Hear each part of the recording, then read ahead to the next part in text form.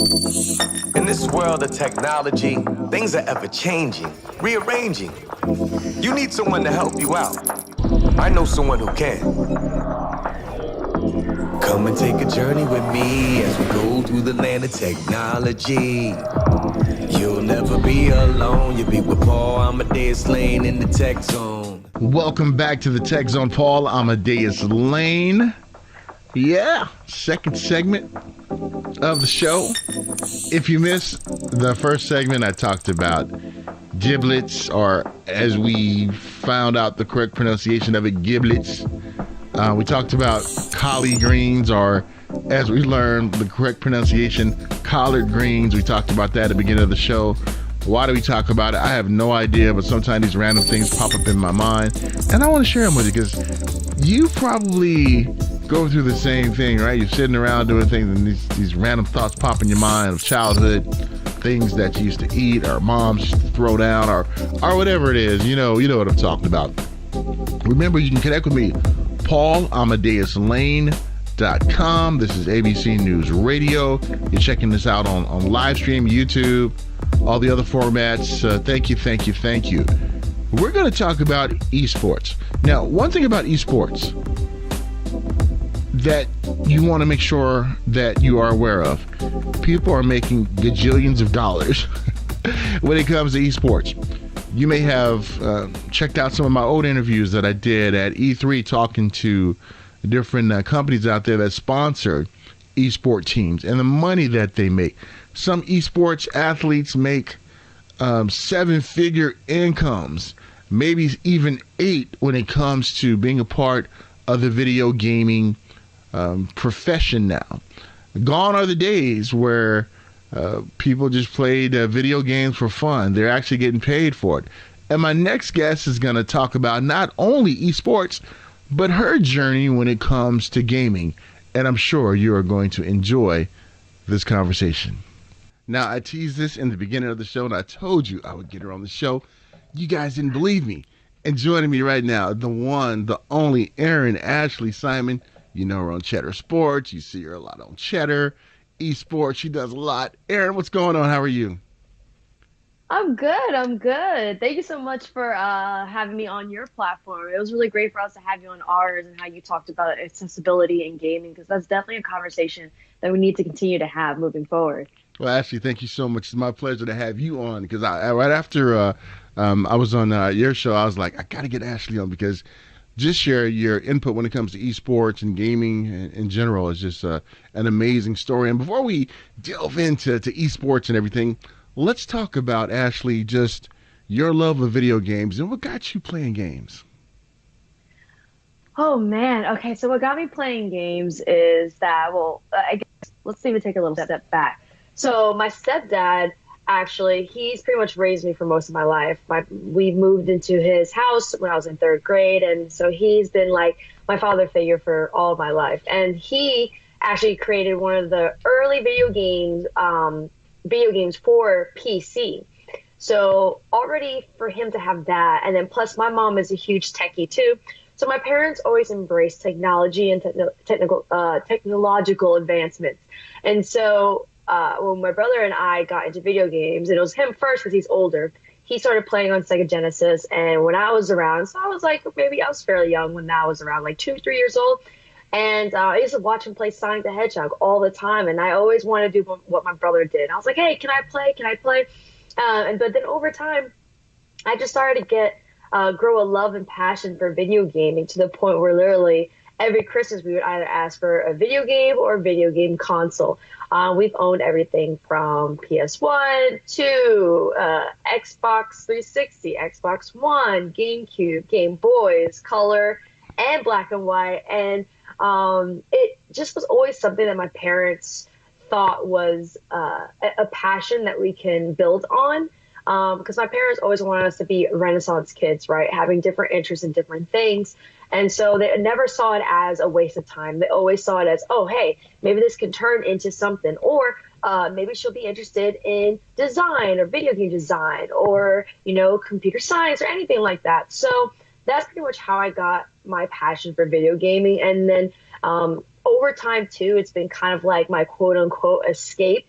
So whenever I have downtime and I just don't want to really focus on work or anything like that, I like to jump onto PlayStation 4 and play online with my friends. Right now, we're really into the Division 2, and we're really playing that together. Before that, it was Anthem before it was like crashing and stuff. But I really enjoy playing with my friends and just kind of having that be a downtime. So it's crazy how my passion has now turned into a job too. Like I never thought that I was going to be on TV talking about video games. So that's kind of like the quick breakdown of how I started in terms of loving video games and kind of moving into where I am now. That is awesome, Erin, because I didn't know that about you. That your step pops was a video game developer and designer. Okay, now you talked about the game he designed. Which game was it? So there were two games. There was one game that he didn't design, but he was such a part of. I think that was called Flip and Flop. Wow. The other game, oh my gosh, I'm going blank right now. It's all right. It's got you. It's got your journalism. I'm sorry. Yeah, but it was for the Commodore. It was for the Commodore. Wow. That's what I do know. So he made it for the Commodore, and they sold it out of Radio Shack. So, yeah, I think I'm gonna try and remember when we're on here. But there was one game that he actually designed and created himself, and then there was one that he just modified for the Commodore. And the really cool, interesting fact that I actually talked to him about was back then, like, there's only a certain amount of colors that you can utilize for the Commodore. And I think he was like saying it was about 4 colors, but somehow he was able to whip out 8 colors. He didn't tell me how, because he said that was his little secret. He didn't want people to know what his secret was, but he was able to get 8 colors to show instead of like the limited amount that it had. That is so cool. And I'm old enough to remember the Commodore 64. I remember Radio Shack. It's how far back I go. Erin, I remember the Tandy computers. That's how far back, I go. And I remember the first Tandy color computer, and Tandy had their version of like a Pac-Man. And I remember that game because, I started off with the Odyssey. That's how far back I go. But it's interesting to see how we've evolved over years when it comes to video gaming. And just hearing the story about you and your brother, one of my other friends of mine, she's into gaming. And she would always say when she would want to play games, her brothers would be like, no, no, no, no, no. And then when her brothers were not at home, she would sneak in and play the video games, and she ended up being better than them. So do you got bragging rights against your brother? Yeah, there's certain games I'm definitely better at. I definitely was whipping his butt in Halo. But for him, so he really was into like Madden. And also he played a lot of like Resident Evil, Silent Hill. He really liked the single player games where there was like storylines and just moving across maps and stuff like that. So that was more of his style. And of course, when I got the GameCube, I was really good in terms of playing against my brother for Super Smash. So there were some games he was better, but honestly, the one thing that I really enjoyed about it was the bonding time. Like when we played Resident Evil, we would turn the lights off. We would be in his room, and once we got the game early, we would sit there and play. And literally, just like I would be helping him out. Like I would be on my computer or laptop trying to get more information for him, because sometimes he'd be like, "Okay, I don't know where I'm supposed to go or what I'm supposed to find." And then of course, like when like crazy moments happen, I would be there. Like if he couldn't beat a certain level, sometimes he'd be like, "Here, you try," and then I would try. We would kind of like tag team and try to beat these levels. So that's kind of like where my brother and I were. We never really, honestly, my brother and I never really played against each other as much, unless there were friends over and he would have me play against his friends. There's definitely been times where like I've completely whooped my brother's friends in video games, and even like, one of my exes used to brag about being good at Madden, and then like I beat him one day and he got really upset. But those are like typically it's like everyone else I played against, but my brother, I was like, let's keep it friendly at home. We're already fighting as it is. I'll tell you something funny. I remember it was in the first Battlefront 2 came out, and I was on the old Xbox 360, and I remember I was stuck. So I had my partner come over. I said, "Bring your daughter, because she's good at it too." So it was like 4 of us playing.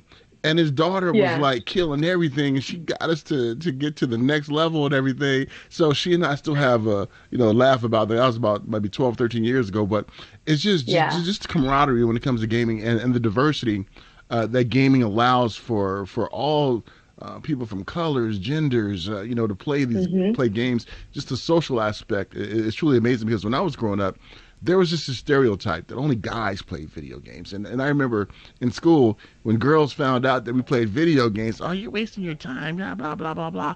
But now we see that just this love of video games across all spectrum and also across just this gender and everything. And it's an amazing time to be a gamer. Yeah, it definitely is. I mean, I've had my moments too. Like where was it? It was the Red Bull Conquest event. I went there and I was covering it, and there were some people who were like, "Oh, are you just here, just intrigued and wanting to watch?" And I'm like, "No, I'm actually here to cover this event." And they were a little bit surprised. And I guess and then there's also various other women. Like I used to work in the music industry in terms of the media side, and there are other producers, there are rappers, there are other influencer women who love video games, but there is still this kind of and I wrote a piece about it for this company called the Shadow League. There's still a little bit of interrogation that happens where it's like, if a woman says she likes a video game, it's kind of like, oh, well, what video game? Like someone asked me oh, is it Fortnite? Or I'm like, no, I like Metal Gear Solid. I played GoldenEye. I was like, what system? I can tell you my favorite ones from Nintendo 64, from the original PlayStation, Xbox 360, what I'm playing now. And I'm just like, and they were like, oh, so you're a gamer. I'm like, yes, if I'm telling you that I like games, that should be enough. There shouldn't be an interrogation process after that. But I am happy, though. I mean, not to say that, that's what it happens all the time, because that's not true. That's just a part of it that we still need to improve on. But the one thing I really do like is how openly diverse it's becoming. More women are coming out saying they love video games. More, people who not even 10 years ago probably wouldn't have revealed the fact that they love playing video games all the time are now saying, no, I love video games. I love how there is, especially in the fighting gaming community, there is, I mean, we still got ways to go, but even the openness and embracing people who are transgender and then gamers too. So gaming is one of those things, just like music, it's universal. You know how and not even just music itself, but even sports. Everyone starts out playing some sports at a young age at some point. A lot of people played soccer at a young age and then switch off. Some baseball, some other ones. Gaming's the same thing. Some people start out playing Super Mario or Mario Kart or one of those very entry-level video games. And then later on, they can build interest in other sectors. Or maybe they just really enjoyed that one game and that one game alone, and that's it. And I think that now, of course, with every game esports league, there are people who are quote unquote, that are, I guess, skeptical sometimes. But I do love the fact that we are seeing such diversity and people embracing, especially on the mainstream level, people embracing people's interest in video games and esports leagues and stuff like that. When I was in high school about 10 years ago, I never even saw this happening. I didn't even tell anyone I played video games. It was either if you were my close friend, you would know, or if you caught me online, as I was schooling people in Gears of War or something like that, I love it. Then yes, you would find out. But I love how no matter if you're the nerdy type or the sporty type, or you're a very femme woman, or a very chill guy, or you're an NFL player or a rapper, everyone is showing that they enjoy playing and even watching video games or watching streamers. So it's so diverse, but there's obviously still some things that we need to work on within the community, but I feel like we'll get there. You bring up some very good points, Erin, and I remember when this past CES 2019, where they bombard you with all the media requests. Hey, come here, cover this, cover that. This is when I really realized just the impact that esports had. When we got invited to an esports arena at the Luxor, and they were having an esports tournament, and I was like, wow, who would have thought 10 years ago that at a CES event they would have an esports event going on talking about esports, and looking at where it is today and how it has mushroomed to this huge media money-making empire. Esports, these athletes make more than some athletes playing sports, football and basketball. Talk about that. Did you ever see that coming? Honestly, I never really saw that coming in terms of on the micro level, but the macro level, I knew that video games specifically were going to really start to build upon the layers that were already there. Like you saw back with the first Super Mario movie, which is like the earliest movie rendition for a video game. And that was a step. Then you started to see just like bigger conferences and support for tournaments, and that was a step. So I knew that it was going to grow in that space. But to see how quickly the esports lane is growing and how certain brands that weren't involved, not even like 3 years ago, 4 or 5 years ago, are now jumping full force in. And you're seeing like Google with Stadia, you're seeing Xbox now that are trying to have their cloud-based system. So it's like, I think like in a bigger scale, I knew gaming was going to get bigger, and especially because we have such advancements in technology, but I didn't know how soon it was going to necessarily happen. But I'm not complaining. I think it's great, and I love it. And I think that there's going to be, I think that there's definitely going to be more and more people that are going to surprise us in terms of jumping into this scene. But I don't know. I know that Snoop Dogg is talking about his esports team. Yeah. It was interesting. I remember at E3 a couple of years ago, I interviewed some of the cats over there at Alienware, and I was talking about their esports team that they sponsor. I mean, they have like a cabin somewhere. They have a dietitian. I'm like, whoa. I mean, that's when I realized just how big this was. And I mean, it still blows me away. It does. It really blows me away. Like, even when I've been covering the NBA 2K League, just seeing the facilities, how they've even also I'm not sure for all teams, but for certain coaches, I was talking to one coach and he was saying how they have a psychologist to mentally evaluate the players, let them know if they're okay, if something's going on or anything like that. So just the overall investment, I think it's getting bigger and bigger. And obviously certain leagues and establishments have more finance than others. Like, for example, you have like the NBA 2K League that has the support of the NBA in terms of having personnel involved. And they, even the teams, the affiliate teams that are established with actual NBA teams, they also have the support. But if you go for like Madden NFL tournaments, it's a little bit different. Based on the conversation that I had, they don't get as much support as that. And then, of course, you got teams like establishments and teams like the Overwatch League and even Fortnite, and they're just kind of like out here in a whole other stratosphere. But what I'm really interested and curious to see is the integration of gaming and esports when it comes to high school and middle school and also the collegiate level. Because obviously with the collegiate level, I'm a former D1 athlete, and I know that once it gets into the varsity level, there's going to be different sets and rules, and you're going to have to deal with gamers who predominantly are making money at 18, 19 at a young age, able to get in like over $30,000 or even millions. And then you're having these colleges that are like, hey, we have the team. But the only thing I'm concerned about is like the NCAA, if they're going to even get involved with it, because if they do, then that's going to be you got the whole amateurism. But then it's like, okay, well, are you going to have to fix your guys' rules and regulations? Because obviously there's a whole another conversation happening on the sports side when it comes to paying players, especially top athletes like Zion Williamson from Duke and top football programs like Alabama and et cetera. So I'm curious to see how that goes. And also, how are they going to do the quote unquote feeding system where they are checking out and recruiting high school players? But then also on the recruiting level in traditional sports, it's getting younger and younger. Like when I committed, I was a senior, and that was considered late. There are kids that are now committing around 8th grade. So I'm also curious to see like how are they going to be handling that, and especially because esports and video game is for a very young demographic. Are they going to have to target kids who are younger, who are in 7th and 6th grade? But then how are you going to be able to handle that too if you're interested in bringing them into the college scene? Because there's certain things that you can and cannot do when it comes to engaging with younger players, at least when it comes from the traditional sports. So I wonder what the limitations and structures are going to be for kids who are in high school and middle school and et cetera. So that's one thing that I'm actually curious to see how it builds out.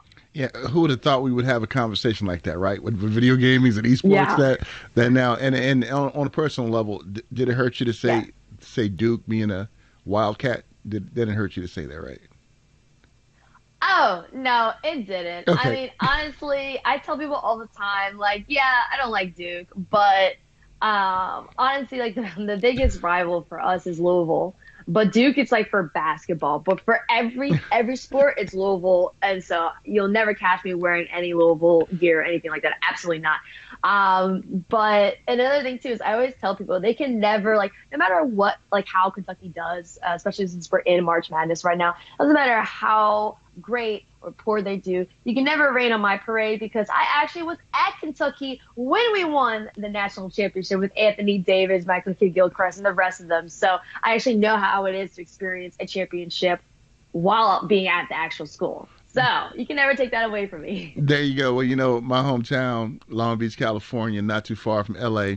And since you Hmm. know, went to school with Anthony Davis, you got to. Can you let me know if he's going to be a Laker next year? Because we inquiry minds want to know what does Ashley's crystal ball say?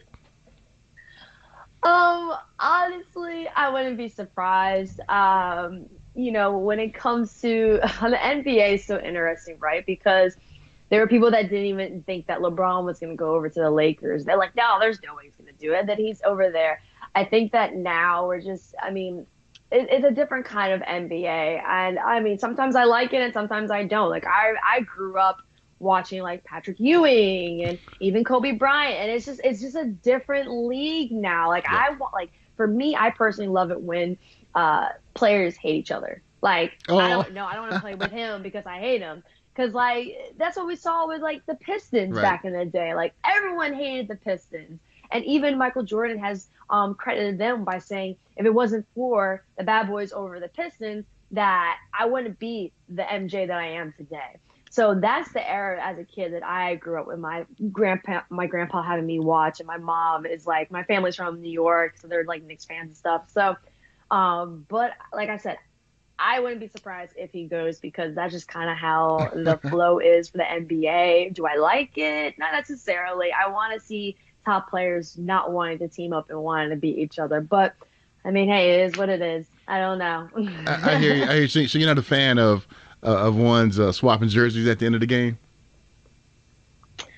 Listen, after the game, if you want to be cool, Okay, that's I'm fine. down with But that. there's no friendships when the game's going on. I used to tell my friends all the time when I played competitive soccer. I was like, when we're on the field, you're not my friend.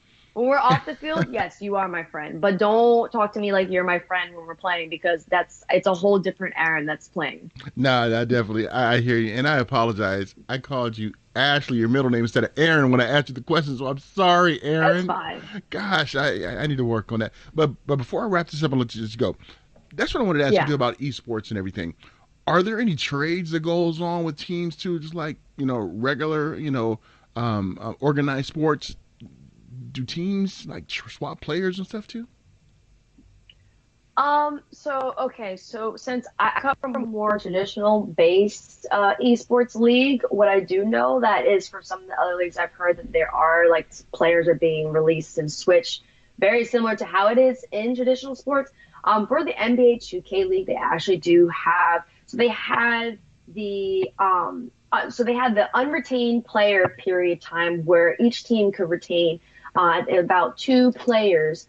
Then after that, you had the expansion drafts, and then there was a pool that the expansion teams, which is four new teams that they can go and select out of the current draft players, or sorry, excuse me, current league players, that they could say, hey, we want those two people. Then there was a period of time where you can actually trade players or trade a draft pick for a player, which actually some teams did to retain most of their core. I think I could be wrong. I'm not going to say it, but I could be wrong. But there was a specific team. I'm not going to say who it is because like I said, don't want to be wrong.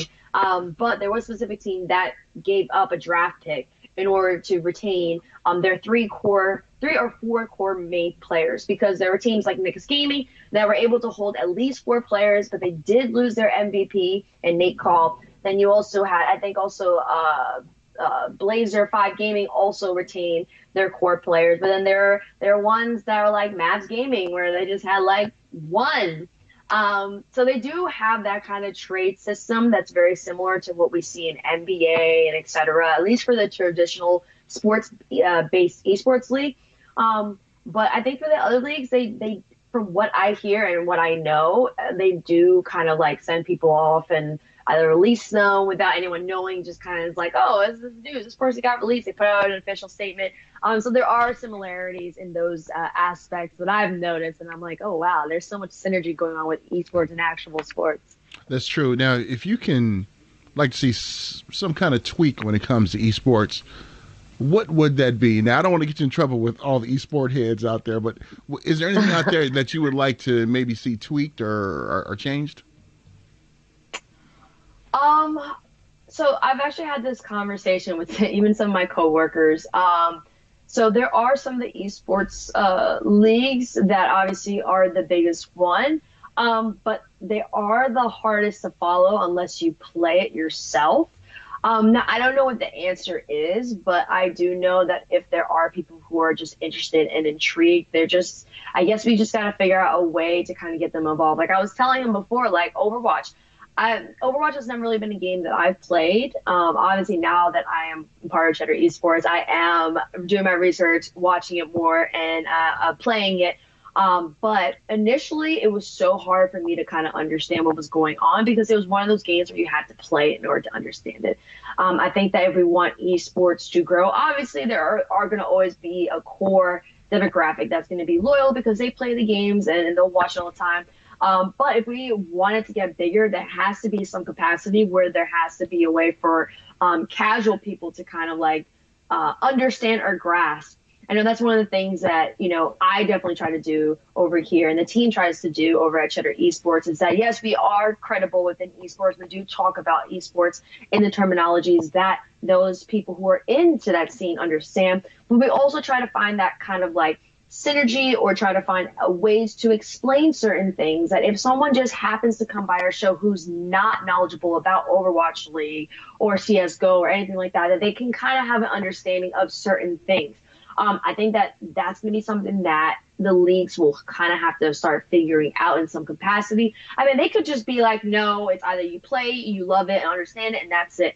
But if we want to start getting more casual people who we can bring them in to bring in numbers, bring in tension, and grow content-wise at least. League-wise, a little bit different, but content-wise, you're going to have to put in a way, especially if you're going to have TV programs, you're going to have to put in a way where other people will understand it if they're going by it, whether it's on YouTube, whether it's on direct TV or anything like that, that they can kind of have a grasp and understanding and be like, oh, this is cool. Let me watch more of it. I mean, this is what we've seen with other programs like 106 in Park and other TV programs that were franchises that they had a presence, whether it was in esports or whether it was in hip hop and music. There still has to be some capacity in terms of content that obviously you cater it to and people who are hardcore gamers, but then you have to also have some stuff that's for people who are casual gamers to bring them in more because that's going to assist with the growth and numbers of content. So, Erin Ashley Simon, how can ones continue to follow you, some of the great things that you're doing, check out the show on Cheddar, and just your tweets are awesome too. So how can they catch up with you? All right. So for me personally, you can find me at Erin A. Simon. That is ERIN as in Nancy, the letter A, and Simon like Simon says, SIM as in mother, ON as in Nancy. That's the same username for Twitter, for Instagram, all my social media pretty much. That's also my username for Xbox Online, but if you are down to play with me on PlayStation 4, I am eBoz328. And I got the name eBoz because when I got my hair cut, it was like, T-Boz with the letter E because I'm Erin. So now all my friends call me eBoz ever since I cut my hair. And then for Cheddar, you can find us at Cheddar Esports on Twitter. You can also find us on Facebook with the same, Instagram also. And of course, if you want to watch our show, you can watch it on Twitch at www.twitch.tv/Cheddar. That's the only one that doesn't have Cheddar Esports. Every other platform has Cheddar Esports, at least for now. So you can catch me there for Cheddar, but then if you want to catch me talking about music and other stuff aside from just gaming, you can find me on my own social media accounts. Awesome, Erin Ashley Simon. Great catching up with you, my friend, and we got to do it again. Yes, thank you so much for having me. Cool. So we'll stop it right there. No, that was great. I enjoyed it. I'm gonna hit you up on PlayStation too. So once again, a huge shout out to Erin Ashley Simon, journalist, gamer, all around awesome person. And I need to apologize to her because, again, I called her Ashley a couple of times. I'm sorry, Erin. Just chalk it up to me being a jerk and old, and I can't remember those things.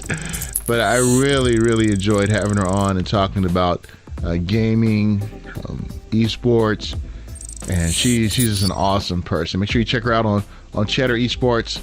Some great insight and some great content. I was featured on a segment of the program talking about accessible gaming, and so happy that our paths crossed.